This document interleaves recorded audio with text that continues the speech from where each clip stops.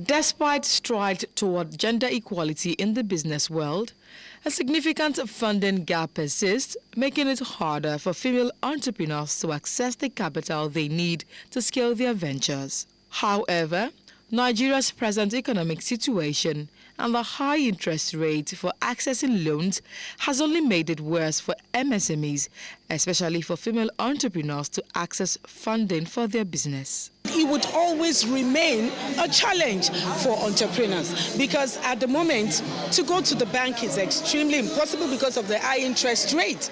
Interest rates have recently been increased to about 40%.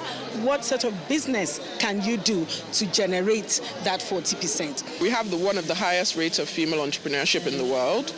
Women are starting businesses and managing businesses more than men, actually. We have 4 times the rate of female entrepreneurship than in Europe, but women are still only able to access less than 2% of capital. Like every other sector of the economy, women in the creative and entertainment industry also find it increasingly difficult to get funding for their business. I think challenges just in general, funding is always a big issue. It's always harder for women to get funding in general as compared to men. So I think oftentimes we have to prove ourselves a little bit more to show that we're up to the challenge and up to the task.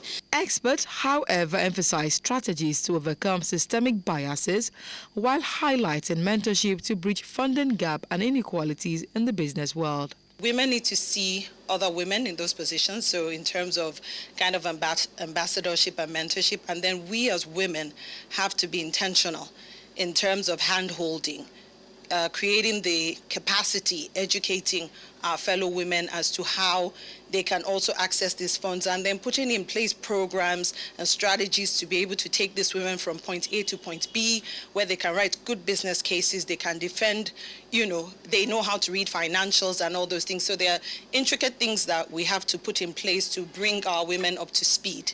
Therefore, there is need for continued advocacy toward financial literacy while implementing solutions that foster inclusivity, according to experts. In Lagos for News Central, I am Omolola Ololade.